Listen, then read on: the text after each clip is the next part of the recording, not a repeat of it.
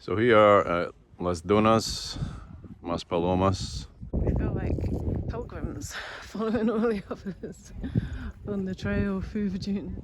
If you direct your camera towards the sea, it's like a sort of total desert landscape. Behind us there are people like, as Cara said earlier, little pilgrims walking through the desert. But if you check out this view, it's almost like completely deserted. Reminds me of the scene from Good and Bad and the Ugly, where Tuco and Blondie are traipsing through the desert dying of thirst. And that's the type of pilgrimage. This is the pilgrimage for a drink at the end of it. Yeah, we're making a pilgrimage for a drink at the end of this, like Tuco and Blondie. Quite a lot of the spaghetti westerns, the Italian westerns, were actually filmed in Spain, so you can just imagine them using a stretch like this for a desert sort of scene. So just to give you a bit more of an idea what it's like walking in amongst the dunes. Now, what's interesting is most people are just taking off their shoes or flip-flops and walking along in the sand. It's warm, not too hot. I would imagine you couldn't do this in July or August. It would be absolutely burning underfoot. It's a very good exercise for your ankles and very good for grounding you with the earth. This is just a view backwards towards the Riu Palace and the view towards the north side of the island from in the middle of the dunes here. I had a little chuckle there because I made the comparison of this area with the desert scene in The Good and the Bad and the Ugly, and there was a couple of German fellows coming up behind me, and I heard them probably discussing the same thing because they mentioned the man with no name. But it serves to illustrate, you come to a place like this and it conjures up, images of, movie scenes, all the westerns you've ever seen. Pretty spectacular. It really is. Mountains in the background there as well. Yeah, I mean the terrain is just breathtaking. And in between you got brush and the odd solitary palm. What looks like sort of gorse bushes as well. Dunes themselves look almost textured as though they've been formed in Yeah. a pottery wheel or something. Yeah, all the lines you see in the edge of some of the dunes have obviously been formed with the breeze and the sea wind. Yeah. Some of the sand seems to contain the heat in some areas more than others. You can see the lines in this little hillock, how the wind has formed them, little striations. It's lovely with the odd palm tree dotted here and there in the middle. Yeah, you can always picture like, little oases in the middle of all this. And it's like a mirage, you could go up to the palm tree and it disappears. And this is like, I don't know if this is a type of gorse, but it looks quite similar to the gorse you get in Ireland. Same sort of texture and colour. We don't know what kind of wildlife possibly inhabits these dunes. It'd be interesting to find out. They've obviously decided to put these fence posts in this little route through the dunes in case anybody got lost, I suppose. You wouldn't imagine it likely, but with the sea on one side. But I dare say it's probably happened because there's quite a lot of undulations and high and low hillocks. You can imagine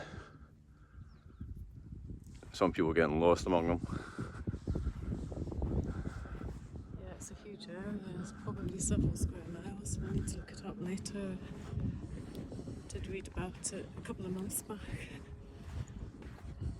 But I think you could easily get lost in such a huge area, and especially in low light, first thing in the morning, taking a walk at dusk, even at nightfall after a meal.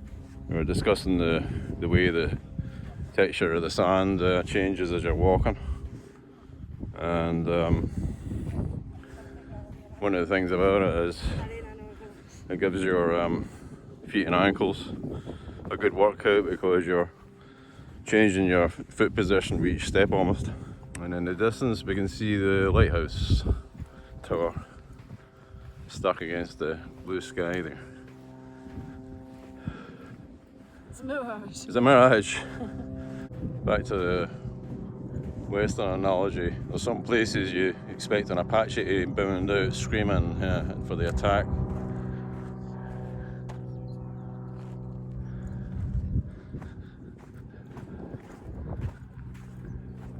It's look like they've been on fire. Wildfire. Yeah. Yeah, some areas look particularly parched, like this one. There's a lot of grey foliage and brush.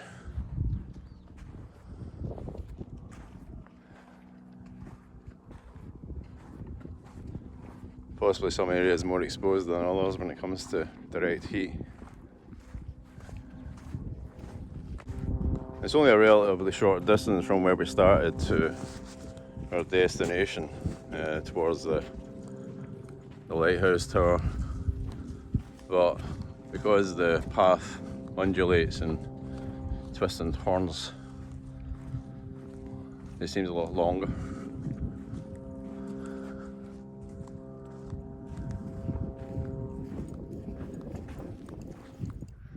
So we're getting a little closer to the Faroe Lighthouse now, and we've just noticed something else that we had better let you know, which is that this part of the dunes between the Riu Palace and the Faroe Lighthouse is possibly a popular nudist area as well, so there are quite a few adults walking along with no clothes on.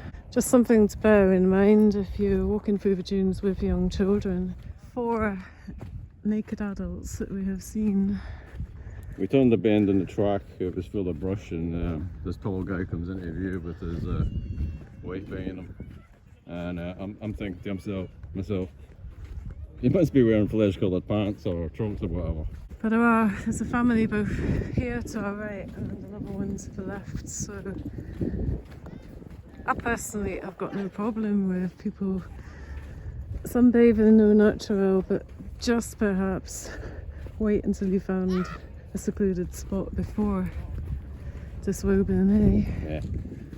Yeah, I mean, if you want to do it, wear your shorts or your towel up to the point where you can, sunbathe, where it's private. And now, is it real or is it a mirage? As we climb through the endless sand, ahead we see the Palm Beach and the Faroe Lighthouse, an oasis after the miles of sand. But what a place to be, with the mountains on one side, the sea on the other. This is a really amazing place to be, a really amazing experience.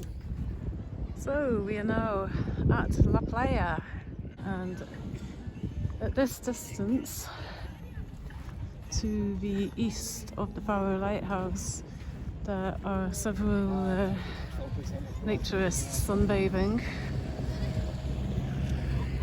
So if that is your thing, that's the area to go to.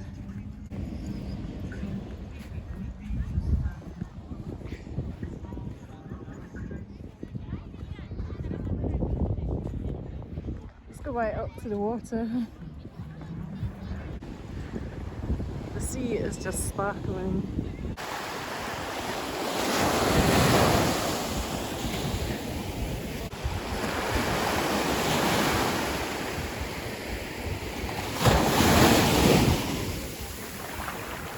The water's quite cold, but it's really refreshing after walking through the sand dunes.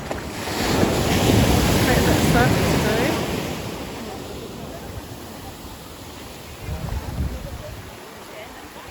Of course, surfing is popular in the area.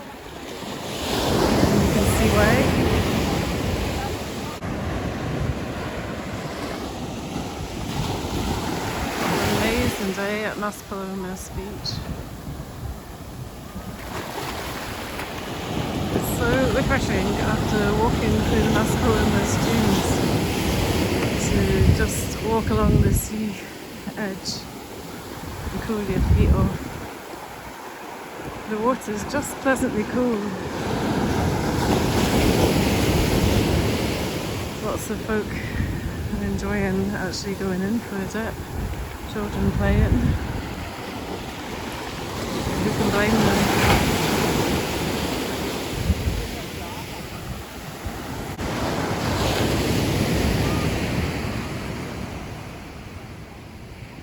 This is just to give you an idea of the lovely view from the inside of Paddy'S Irish bar.